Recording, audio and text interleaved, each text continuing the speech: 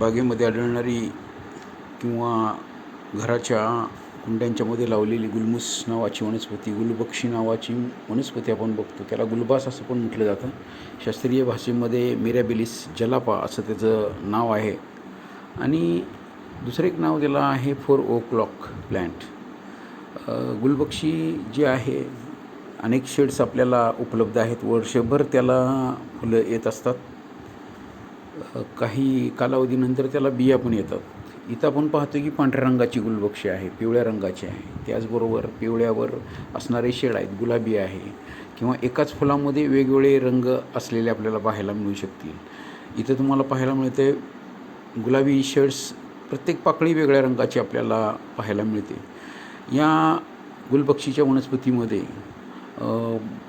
याला सुगंध पण असतोच, त्याचबरोबर कीटक पण आकर्षित होत असतात त्याला.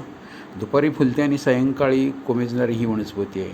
इथं तुम्हाला गुलाबी रंगाची दिसत आहेत, काही लाल रंगाचे आहेत, पांढऱ्या रंगाचे आहेत. लाल स्प्रे केल्यासारखा, रंग स्प्रे केल्यासारखा इथे तुम्हाला दिसतो आहे पांढऱ्या रंगावर. तर ही सगळी जी जनुकामधल्या बदलामुळं झालेली किंवा तापमानामुळं त्याच्या रंगामध्ये वेगवेगळे फरक पडलेले आपल्याला दिसत आहेत. आणि येणारी फुलं, त्या झुपक्यामध्ये येणारी फुलं तुम्हाला पाहायला मिळतात. याला काळ्या बिया पण येतात. बिया लागण केल्यानंतर तुम्हाला रोपं तयार झालेली दिसतात. हे झुडूप साधारण 1 ते 1.5 मीटरपर्यंत वाढतं. आणि याचा उपयोग जो आहे, पित्त कमी करण्यासाठी असेल, वेदनाशामक म्हणून असेल, जखम्या बरा करण्यासाठी आहेत. तर हे जरी तिचे आयुर्वेदिक उपयोग असले तरी आपल्याला ही वनस्पती बागेमध्ये शोभेसाठी लावता येऊ शकते. मिरॅबिलिस जलापा अर्थात गुलबास, गुलअब्बास, गुलमूस, कृष्णकली अशा अनेक नावं त्याला आहेत.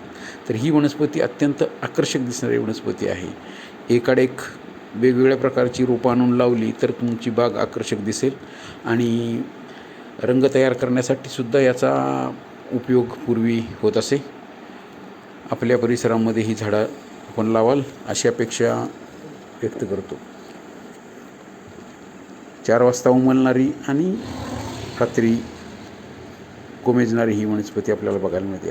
ह्याच्यामध्ये अनेक व्हरायटी आपल्याला पाहायला मिळतात. त्याची पानं पण वेगवेगळ्या प्रकारची दिसत आहेत.